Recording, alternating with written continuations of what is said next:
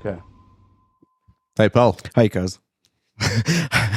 Second week in a row, you catch me off guard and I'm busy fiddling with my headset. Yeah, it's our new style in the start. It saves me having to edit. Running starts. I prefer it. It's Friday. Yeah. Different vibe. Early this morning week. coffee's going. Yeah. Actually, it does change the vibe of the show depending on if it's the morning or afternoon. Bit easier to have a brewski before the show, but ain't the case this morning. Nah. Big news of the week. Let's just straight to it. It's not aviation, but the Springboks, man. Hey, they did us proud. Yes, last weekend was... No, it was spectacular. It was absolutely spectacular. No, they put up a hell of a fight, and shit, yeah, I couldn't be more proud of the team. They're actually doing their sort of celebratory tour around the country at the moment. Yeah, you see how packed it is, eh? Yes. Yeah. But, I mean, well, let's go back to the game quickly. How tight was it there at the end? Oh, man. Nail biting. Well, the last 3 weeks were nail biting. Yeah. I mean, 1 point in it. It just amazing. But there's so much to be proud of our Springboks. I mean, the way they played, the guts and determination to actually get through. And yeah, that's awesome because we've spoken about, I mean, on the podcast, and yeah, it's been the upcoming event of the week, and you never know. I mean, these teams are operating at such a high level that any team can win. But what is it? What do the Springboks have that they just, or what do good teams have that they just know how to win? Because that's what it was. Yeah. They would just had something, a little bit something extra that the All Blacks didn't have, that they knew how to win. I think that it's just it's just so cool, man. No, it was just sheer grit. And you know, the cool thing about them winning the World Cup again is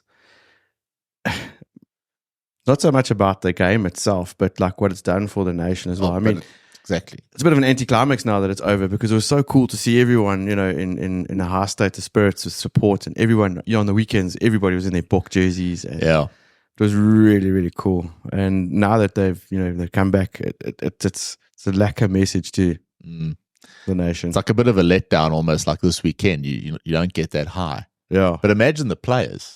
I mean, imagine the high, and then you come back, you've got the medal, and then you sort of, what next? Because a lot of those players, that's it. I mean, it'll be the last World Cup, and yeah, a lot of those older guys are not going to be going overseas to go and play. So now it's like start the next phase. Yeah.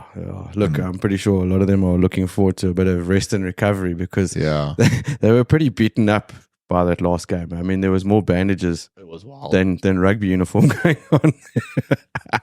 An extra shout out to Peter Steph the Toy for those tackles. Yes, what a boy. 28 tackles or something, and every one was a cracker. I mean, bent Geordie Barrett in half on more than one occasion. No, just so cool, and very, very proud to be a Springbok. Yeah, absolutely.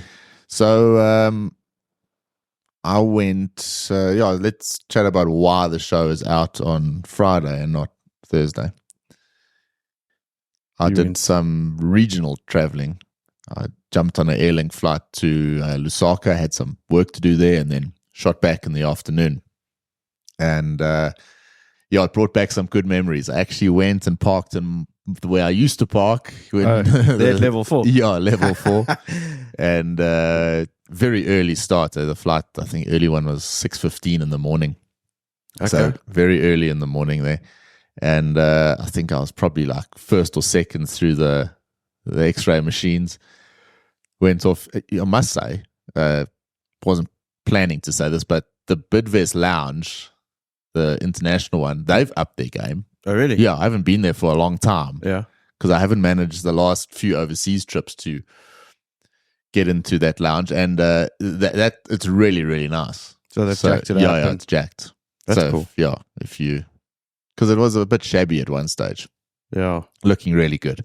Awesome. So I spent that normal early empty morning sort of vibe, and then deja vu, because walking through international down those stairs to where the transport picks of pilots up there. That's obviously where the gate was. Yeah. And a lot of brought back some good memories there. But Ryan, I must say, Airlink is a very, very classy outfit. What the passenger sees on the outside or gets is a very, very sharp product, or a refined product. That morning flight, absolutely no fuss. Aircraft was parked on the Delta apron. It was a Bryan 140. And it was, jump in, small aircraft like that, boards quickly. I didn't eat anything on the way down. It was Captain Shannon, First Officer Gordon. There was a very, very good hostie, Andre. And just a very, very slick operation. Airlink, every time we've left early and you arrive early. And that's ultimately why I told the travel agent, please book on Airlink. Yeah. Because of that reason. And so fuss free on the way down and just a classy product. Then it got me thinking, why do you book on Airlink? Why did I say to the travel agent?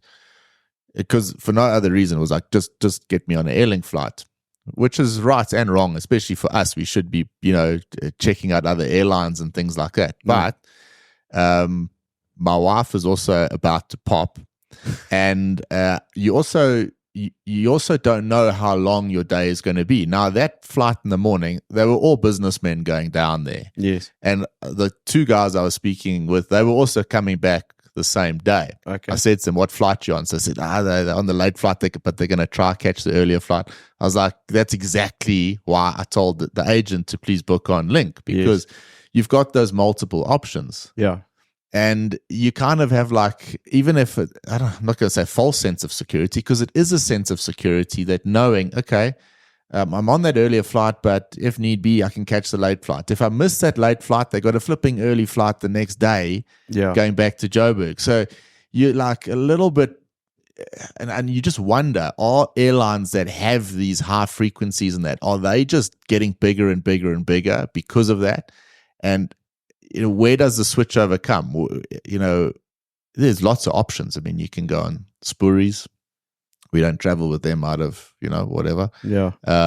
There's Zambia Airways, ProFlight. They've also got more than one flight today. I think it's might even 2 or 3 connections to Joburg from Lusaka. Well, let me tell you. Yeah. So landing there in Lusaka, I couldn't believe how many ProFlight aircraft were there on the apron. And not just sitting on the apron waiting for a pairing to start. They were, engines running, APU. I could see there was action going on around. So next time, I'm definitely going to, probably go and give a ProFlight a go. But in saying that, when it comes to actually buying the ticket, having traveled on Link there a few times and just knowing how slick it is, it's also hard to get away from.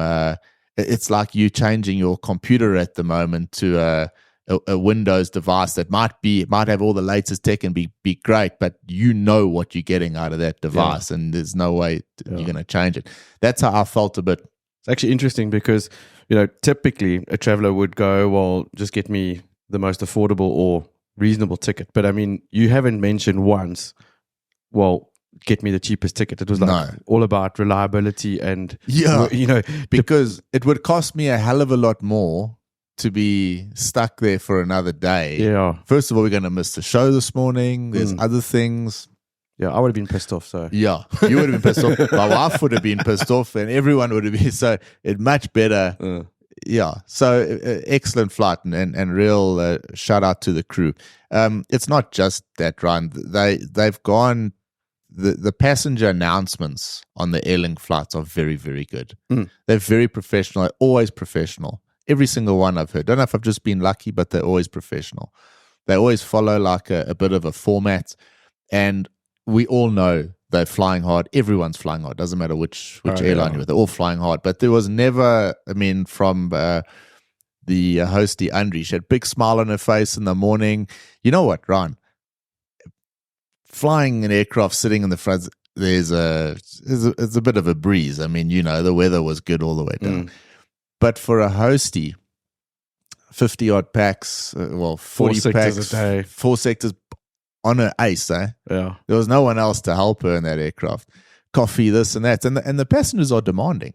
Yeah. I mean, let's face it, the packs are demanding. I've never really envied that job. Eh? No. I mean, particularly, when you've got to deal with delays and everything, they're the ones that are having to face the grumpy faces and all that. They're the ones, and they're the ones asking the questions, So, yeah, always big respect then for the cabin crew. But anyway, Lusaka as well, I must say, been a while since I've been there, and really nice airport, lovely people. Yeah. Whoever you bump into, they're always friendly faces, and airport is world class. And then, did manage to finish up early, rushed back to the airport, hoping I could get on the earlier flight.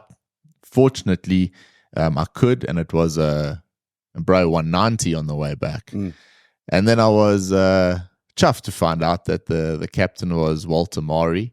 Yeah, what a coincidence. Yeah. So I was very chuffed about that, because speaking to him a lot online and that, but never actually met him in person. And what a gentleman, what a nice guy. Awesome, man. Yeah, I was very chuffed. The first officer there was Gerard van der Westhuizen. Very slick operation going back. I had a very nice seat right in the front of the aircraft, and superb. It was pretty cool, because I had my Spotify open, and one of the playlists there that I had was Walter's playlist. So it was pretty weird. You're listening to the captain on the Spotify playlist, and he's the one flying the aircraft. And I thought, man, if I can think about something maybe for the show today, or talk about leverage, how's that? That is the definition of having leverage. I started this podcast based on a show that Joe Rogan did with Naval Ravikant, where he was talking about do things that have leverage, meaning that you can do something and then go and do something else, but that thing that you did is still working for you. That's leverage. Yeah. Walter's flying. He's the skipper of this full 190 back from Africa to Joburg, and there's passengers in the back listening to his playlist on Spotify. I thought that's flipping pretty cool, eh? Yeah. Pretty cool. So, well done, Link. Well done, Gerard, for a very, very nice landing on 3 right back into Joburg. And well done to Link. That service, that airline is world class. Oh, man, there's no question about it. It's absolutely world class. The whole thing, Ryan. The food, the wine that they serve, the faces that welcome you onto the plane or at the boarding gates, the ticket staff there in Lusaka. Just everything about it. That product is a really, really slick product. That's cool, man. They can be proud of that. And you talk about being proud of the Springboks, which is goes without saying, but there's an airline there who the South Africans can be really proud of as well, because they've come a hell of a long way. No, they certainly have. So you don't often hear that about airlines to be proud of. Exactly. Yeah. Oh, and of course, cool. I mean, look, I don't want to get myself in hot water here. There's some other very, very good airlines around that we have to go and try, but unfortunately, for some reason, I just tend to, it's either a Safair or a Link flight. But anyway, let's jump into a bit of international news. This one got me not excited, not the right word, but Turkish Airlines, I had to cancel flights over some IT issues. It wasn't just them, it was their subsidiary airlines as well. They cancelled 100 flights due to technology malfunctions. The issue with the airline system affected not only departures from Istanbul, but worldwide flights, causing frustration and chaos amongst passengers. The reason that I want to chat about this one, Ryan, you and I have pushed digitization in our workplace over the last few years. Yeah. We've come a long way. We managed to build a bit of a workflow behind what the instructors do, and it was a hell of a lot of work. And if I look back now, had we not done that, the company wouldn't be the same today. I'm very proud of what we managed to do there. In fact, I'll go so far as to say that besides the birth of my child, that's one of the most proudest moments in my life, because it was something we knew nothing about, but learned how to do it, and learned through sort of trial and error. And that got me thinking with this thing. Is this, and maybe I know we got a few techie people that listen to the show, Marcel as well. Yes. Is information systems or digitization, AI, whatever you want to call it, is it just part and parcel that if you use these automation systems, that you're going to come up with errors along the way? And in fact, when an error comes along, it's not a case of going, we made a mistake. You're actually almost thankful for the error, because now you can fix it. Yes. Yeah. You know what I mean? It's like an interesting one. It's not just, the system failed. The system didn't work. We see it a lot. People that are opposed to the system will always find failure in the system. Yes. I'm sure Turkish are going to have people there putting their hands up. I told you we should never use the system. It should just be all manual. Then someone can come along and say, yeah, but then we'd have to hire 30,000 more people to do the job, which means the ticket prices go up, which means the airline doesn't grow. And you've got to see a bit further ahead. Yeah. I'm not sure everyone does see further ahead, but the question I'm asking, and maybe these tech wizards can come up and tell us, are these errors, because we're seeing them a lot in aviation. Southwest has had major ones. Delta had recently as well. ATC in the UK, over the place. There's been a whole whack of them. But, I seem to think that for the most part, IT issues and that are usually fixed pretty quickly. Yeah, it's a reasonable quick fix. And then, like you say, from that, a fix happens, we learn from that mistake, and then, the system is usually much, much better afterwards. Yeah. Whereas an old paperwork type thing, if you had a piece of paper or a file or whatever that got damaged or went missing, you can't recover that information. Yeah. So, I'm very pro IT and the digitization of things and the way we're going. No doubt it's going to be the only way things are meant to be done going forward. And it's not going to change. It's a case of getting on board with it and understand that it goes a bit deeper than just what you are faced with on a daily basis. We're going to see more. You're going to see flights cancelled in aviation for a long time. You're going to see the system stopping business continuity for little periods of time until it gets fixed. But interested to know, is this because we're in a transition phase of maybe the tech is not quite there? Or is it a case when you're using technology, you're using digitization, that is just part and parcel with it's the same as human error. You get it does happen. IT error. Yeah. Anyway, I find that quite interesting. No, it is. And look, I mean, the naysayers and the guys that are always looking at and pushing for faults, those days are numbered. I think. I think those days are numbered. Let's carry on. Record profits for China's big three. So interesting. Yeah. China Eastern, Southern, and Air China. Those are the big three. They are back in the black. So they making money faster than expected. The restoration of flights between the US and China is a key catalyst for the international recovery. Bottom line, China is ramping up fast again. Remember, prior to the whole scamdemic, they were pushing the Americans in terms of how busy the airports were and all sorts of things. Things obviously took a big dive afterwards, but they're now ramping up again. And interesting to watch what's going to happen there in China. Keep a close eye, because they were way down on the numbers. I mean, there was nowhere close, but China's back. China aviation is back. Yeah. Look, globally, it's back. I mean, I was chatting to some guys yesterday, and we were all saying it's amazing how fast this recovery has actually just happened. It's actually so cool. Airlines, flight schools, charter companies, whatever sector of aviation you're in at the moment, it's crazy. It's exploding. Yeah. And it's actually so lacquer to be a part of this, because opportunity and the excitement about how things are progressing is just it's a very cool industry to be in versus selling medical supplies, I suppose. Well, yeah, vaccines.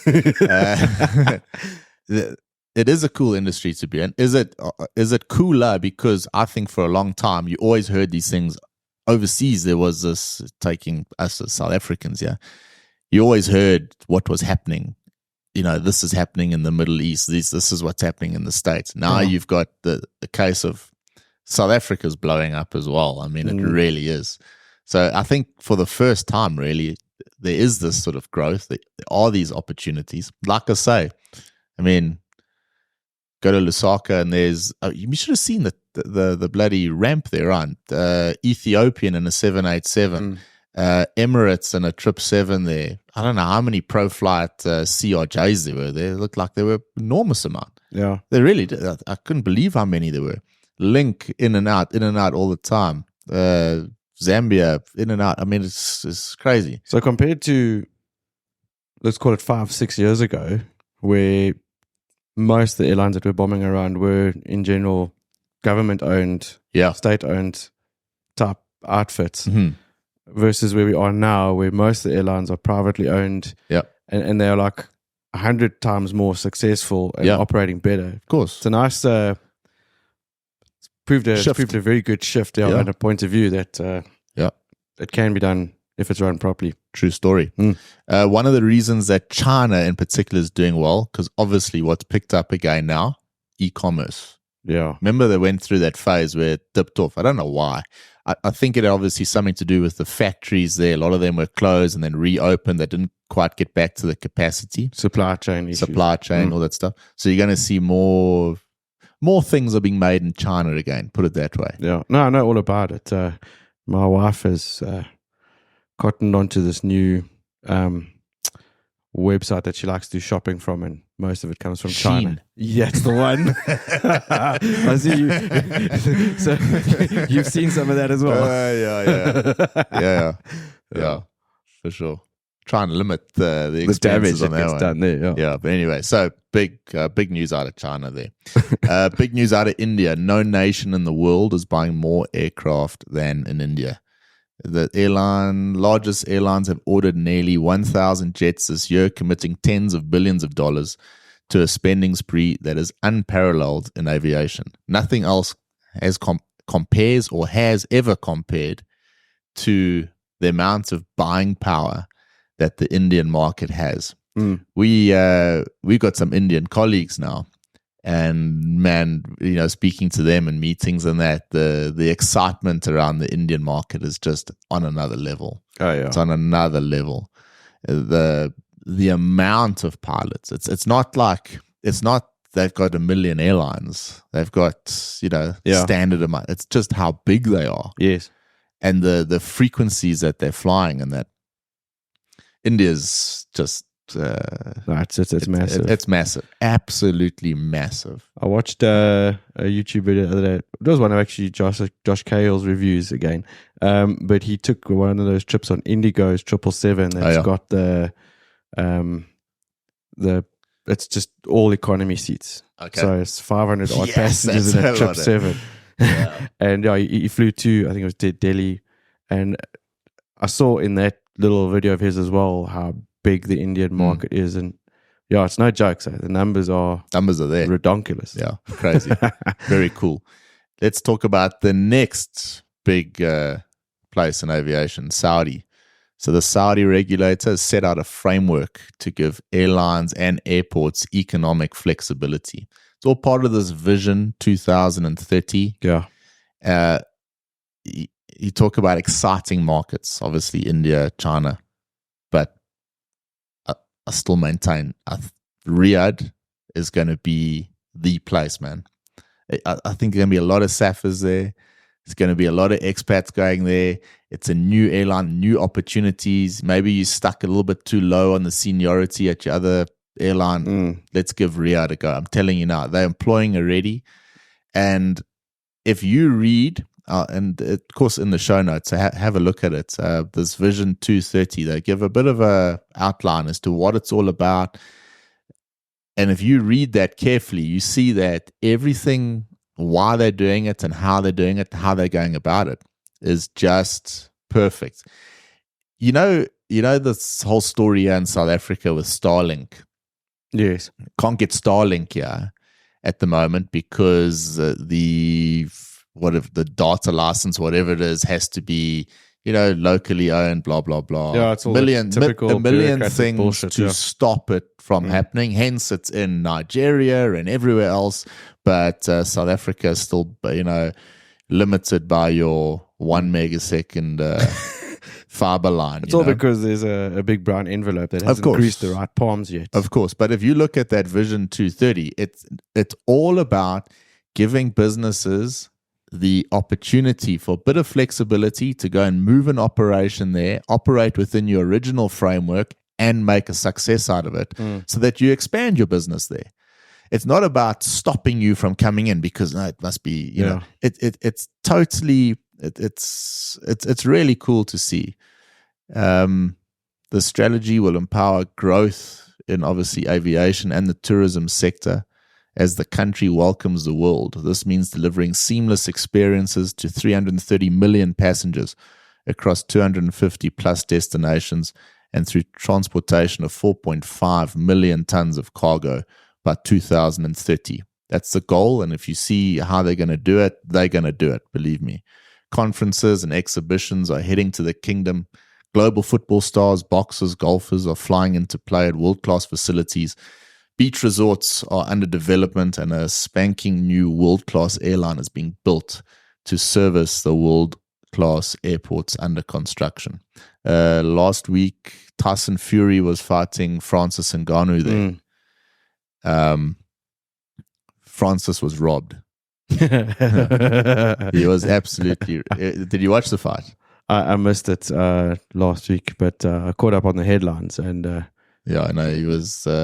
Well, I know nothing about boxing, okay, but Joe Rogan says he was robbed, and I pretty much do and believe anything that Joe Rogan says. Yeah. So that's yeah, but it was a hell of a thing that they put on. You're going to see more of that. You're going to see rugby games there, all sorts of things. Jeez, telling you now, man.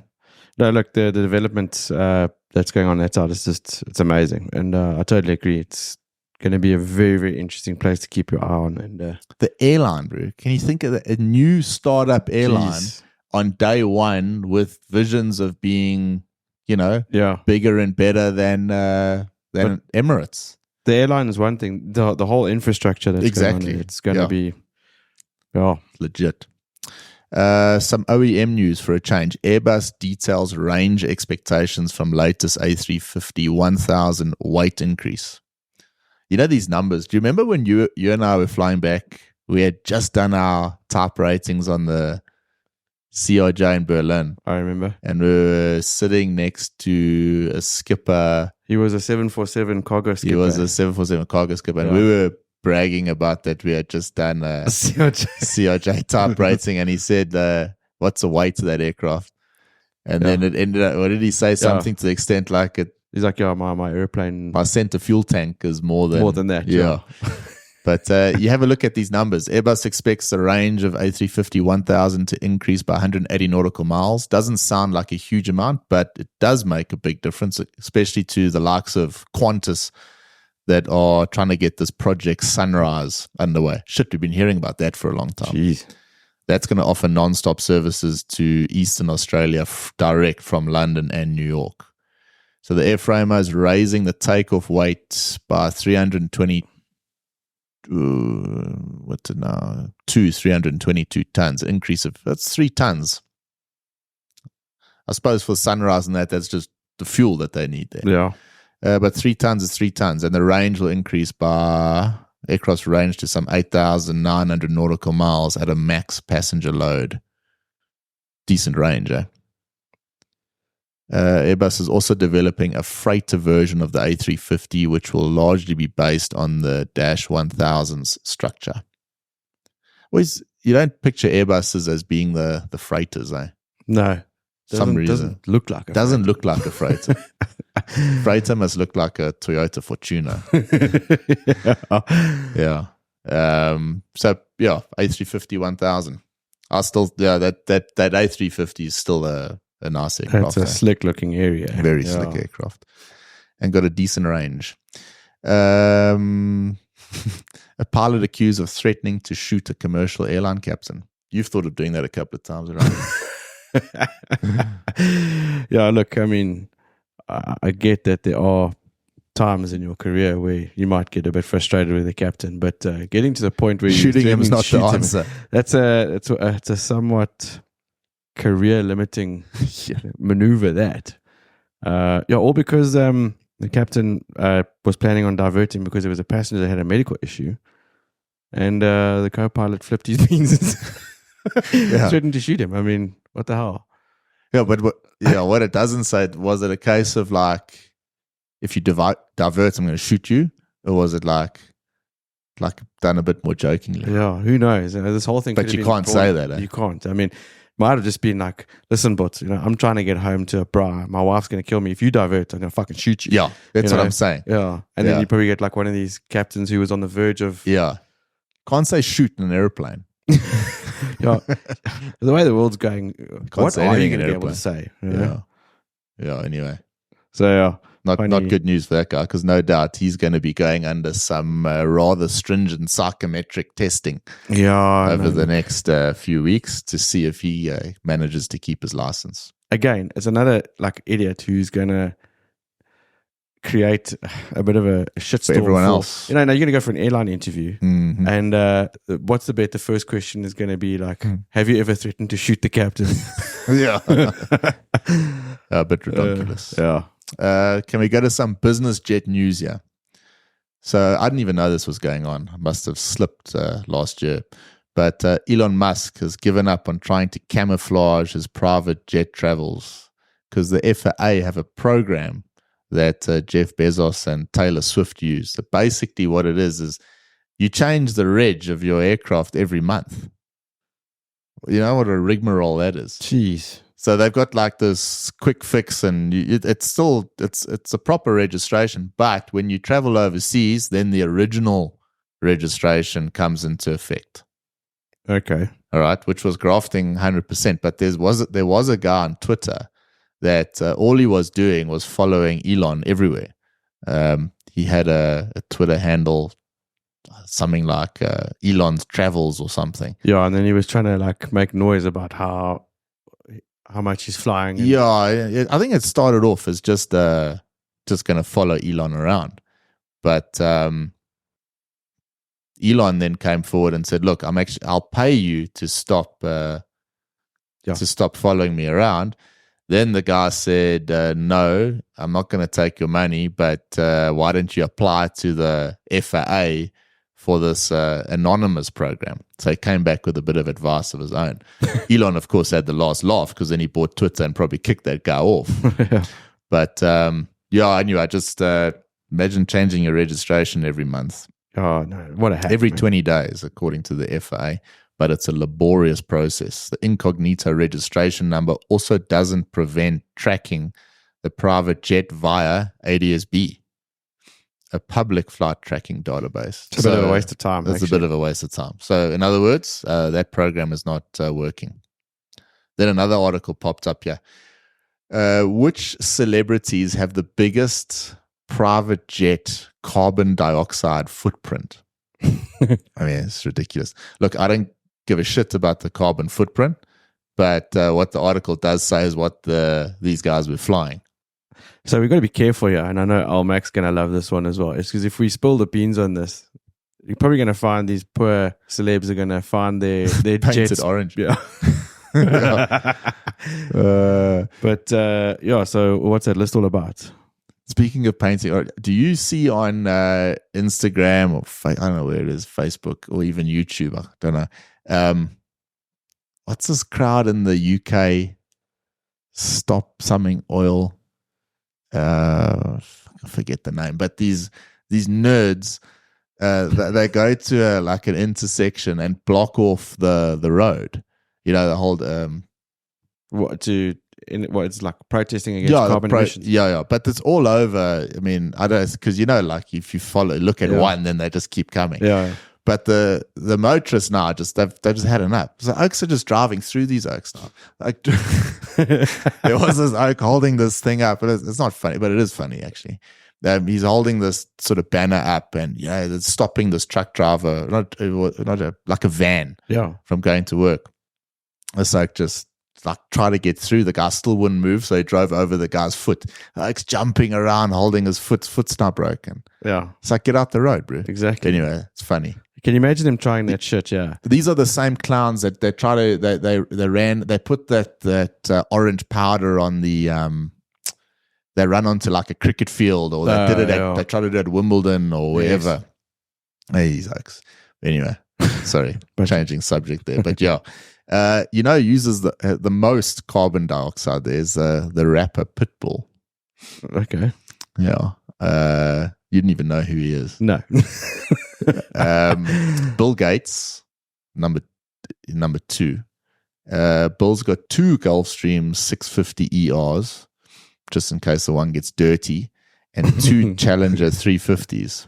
They've got quite a nice little fleet there, old Bill. Made a lot of money from the recent pandemic.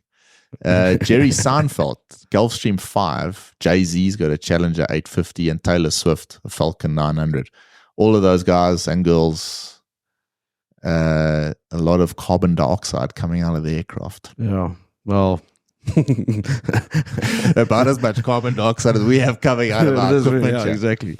Yeah. Anyway, don't really give a stuff. Some cool jets and toys that they got. Yeah. Actually, like. Elon's got quite a. Elon's got a collection. He's also got two 650s and something like that. You see, Elon. I think this is actors and musicians. They're still more carbon friendly than like John Travolta. John Travolta's got a 707. Yeah, I wonder how much he flies it though. Yeah, but I mean, you fly that thing once, it probably pours out enough carbon emissions. Do you reckon he flies that thing a lot? I think he does from time to time. Yeah, I don't know. I don't follow him on Twitter. Little flip on the weekend. Oh yeah, not bad.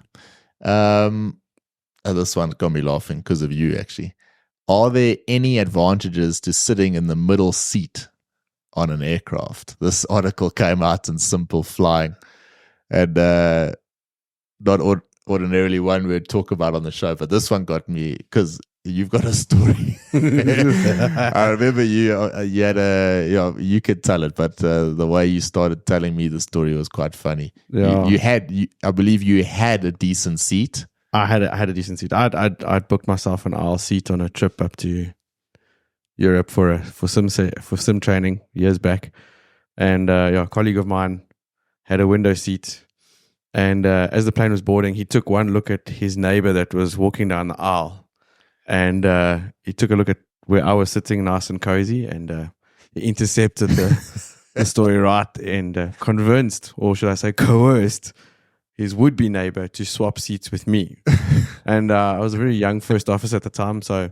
And this was a heavy captain at the airline. I wasn't in a position to like say, no, fuck off, I'm not leaving my seat. I was like, okay. just so yeah, needless to say, I took up a seat with very limited space all the way up to him, and it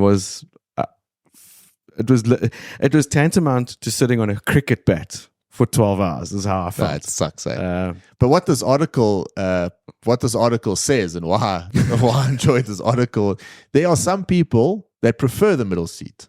I don't understand why. Well, you get both armrests. Apparently, unwritten rule: if you're in the middle, you get both armrests. Not if you're sitting next to me. Fuck that. The armrest is mine. Well, there's an unwritten traveler's rule. If you're in the middle seat, both armrests are yours. Never heard of it. Introverts, apparently, yeah, not a good thing. But if you like, you can chat to this oak on your left, that guy on your right. You can spark up a bit of conversation. But the dude on the right, the window, apparently he's the big sort of introvert. Yeah. He wants to put his pillow there, block everything off, block the world off. Alone but now you've got this guy just wants to chat to you.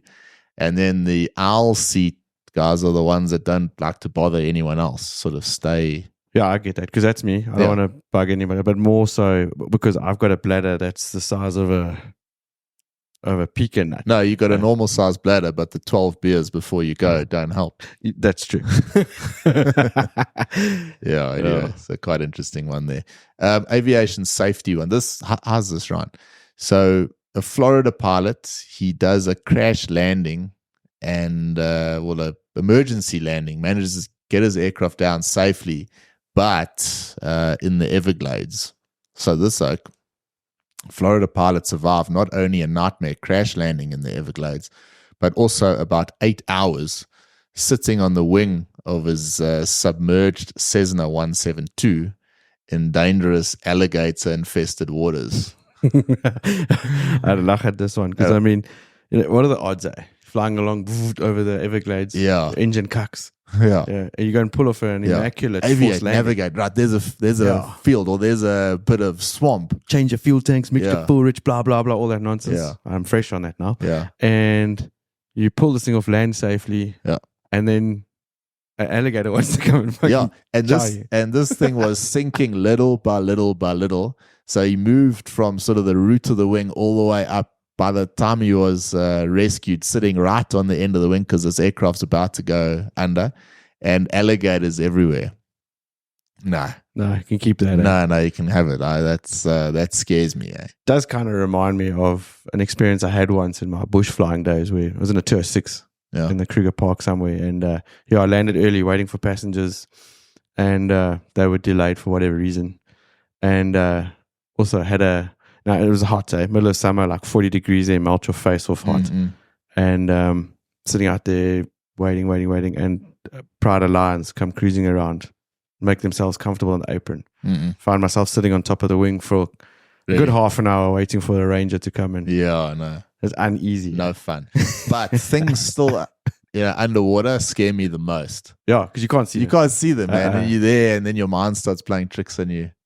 Nah, shit. I wouldn't think flying over the Everglades in a single is the best idea. No, he didn't think that one through properly. No, the last time he does that.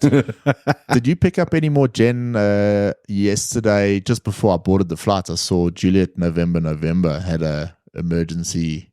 Yeah, so it's an area out of, I think it's Cape Town somewhere. Yeah, they had engine trouble. Managed to pull off a successful forced landing as well. Those pilots okay? The one picture I saw that looked like they were a little bit hurt. I think they're okay. Minor injuries, by the sounds of it. I hate seeing those types of pranks. No, I mean, those are obviously training or whatever, and what impact that has on your, I don't know, and not just them. Anyone at the school, anyone, out there flying at the moment is it has an impact. No, it does. You have to kind of think beyond it and know, hey, they got the aircraft on the ground. Exactly. At least it was a reasonably successful outcome for both of them. Good job. But I mean, I was reading a lot of the comments on that, and it was quite interesting to see a lot of our friends and associates who had actually flown that particular area years ago. Yeah. It's always that case, though, don't you see? If someone puts an aircraft on, I mean, I saw it was the area that I did the majority of my PPL on was pranged in Springs about 2 years ago. Oh, really? Kind of sad, you're like, shit, I've got a lot of good memories of my early flying days in that area. Now it's wrecked. Yeah, the area I did my PPL on also pranged, but they fixed it. Was it? Yeah. Flying straight as an arrow now. Yeah. Yeah, so I don't like these aviation safety stories, but good to mention nonetheless. Time for an advisory. Oh, yeah. There were two very, very good podcasts. I'm not going to go deep in them today. I'd actually like to take a bit of time with you. We can go over them, break them down a little bit. The one that I know you did listen to was, what's that podcast called? CEO, Diary of a CEO. It was the one with Simon Sinek and Steve Bartlett from Diary. Steve Bartlett. That was an excellent podcast. My mom told me to listen to that one. It was really, really good. Yeah. Simon Sinek doesn't say anything new in that podcast, but the way he says it was very, very good. But the one I enjoyed even more that I know you would enjoy and I know our listeners would enjoy the High Performance podcast with old Jake and Damien, they had Gordon Ramsay on. It's going to be a good one. It was excellent, really excellent. So again, link in the notes. It was excellent. Gordon Ramsay, if you listen to that whole story and how he did it, it's like a different angle to what you normally hear. What I liked with that, and if I can sort of segue back to where we started the show today about digitization and what we had to do to learn in this industry. Bearing in mind, you and I are not in our natural habitat in the office, it was up there in the sky, and then we had to learn. And if you listen to his podcast, he obviously did things really well. And then when he got the opportunity to go somewhere else, he always went somewhere where he made mention of the fact, like with his meat and fish cooking, he was top, but he didn't know anything about baking. So then he made sure he got into a top French restaurant and then concentrated on the baking side. Yeah. Got that down, became a master of baking, then went somewhere else. And I thought it's quite a cool sort of roadmap to why he is successful today. Basically, they ask him, where does your success come from? Because he knows how to do everything. He's been there. He's got the life lessons. He knows now how to run a business, knows what to do on the media, knows how to obviously cook fish, and knows how to bake. And he had to learn all those individual skills to create the person that he is today, the 3-star Michelin chef, which is top of your game, doesn't get any better. And it's like, we'll go down in history as one of the best chefs of all time. Yeah. So, when you have these high performance people and they basically, to use a bit of a metaphor here, have a recipe for success, and they verbalize it over an hour podcast, you should actually be sitting there with a pen and piece of paper and writing it down. And I actually want to do that. I think we should listen to that show together, you and I, and actually, try and find some things to learn from. And I think other people, certainly our listeners, will find some strength out of that podcast. It was excellent. No, excellent you got to, if you're determined to sort of get somewhere now in life and take advantage of all the opportunities that are available in the world. I had one of my old bosses who said something pretty sage to me years ago. And he said to me, you know what, you get 3 kinds of people in this world. You get those that make things happen. You get those that watch things happen. And then you get those that wonder what the fuck's just happened. Yeah, true story. And listening to podcasts like that often inspires me because you, like you say, are drawing from the energy of why those people are where they are and that mindset that gets in there. So it's so valuable. Exactly. And I think even more so like than watching a documentary, because a documentary, they're cutting bits out and that's not that interesting. So they take that bit out and piece it together. Whereas with a podcast, the guy's answering a direct question, and then you can actually go through the journey with the guy as he answers that question, and you can start to piece together or find parallels to how your situation is. Very, very cool podcast. That's the advisory. It's top. Gordon Ramsay on the High Performance podcast. 100%. 100%. You've got some upcoming event news, Ryan. Yeah, so I bumped into old David LaRue yesterday during my escapades at Vonneboom. Yep. And had a bit of a chat with him in the car park there. It was nice to see old Dave again. He's recently moved shop there to Vonneboom. And we were shooting the breeze a bit. Shout out to Pilot Insure. Yeah. And he did ask me to please give a mention. They've got an upcoming safety symposium on the 5th of December at Vonneboom. Yeah. 6 o'clock in the evening. Sort of an event they're putting together to just raise awareness about safety, have a general chat. He's got a few keynote speakers that are going to be popping around, worthwhile listening to. And the biggest catch is free pizza. Yeah. And I think beers are going to be on special. They had you at free pizza. Yeah. And then there was like the inlay of beer there. So I support. They do good work for aviation and the community, both the general aviation side and commercial. They're a good bunch of guys. Support them. And that's at Vonneboom. What day again? December 5th. At 6 o'clock in the evening. He's got a bit of a link that you can catch, register for it, and maybe go and have a listen there. So link in the notes, register it, go there, improve your aviation safety, or at least you have some keynote speakers chat about aviation safety, but more importantly, what does it do? It brings the aviation community together, and I suppose that's what it's all about, eh? Yeah, it's networking, and then it's at events like that there where you hear about cool things like the Bryan Air podcast and all the cool shit that we talk about, and the network that's created. So last week mentioned we are now a YouTube partner. Program partner, yeah, whatever they call it. So we do have the memberships open on the YouTube page, meaning it's the same as Patreon. Patreon's not going anywhere. It's still going to be there. So the YouTube thing's exactly the same. Some people battle with the Patreon. They don't always know how to go through the whole process, and they've got to open up a new account. So for a lot of people, it's a bit of a schlep. So you can now do it straight from the YouTube channel. You can click on join, and then you've got 3 options there. You've got a low-cost carrier, which is, I think it's like $70 or something. A legacy carrier is about $140. And then the state-owned carrier, which is $300 and something. All depends on how much money you have to throw away. As simple as that. The state-owned carrier, what do you get? You get absolutely nothing of any tangible value. But what do you get? You get lifetime Hey Pal status on the Bryan Air podcast. Which holds value. Which holds major value. All right? It's not tangible, but it's there. It's a bit like an NFT. Exactly. All right? And you basically become a Bryan Air podcast legend. So there's a few people on Patreon that have that already because they give us the same thing on the Patreon side. Yeah. So guys, this is not replacing Patreon. Patreon's still there.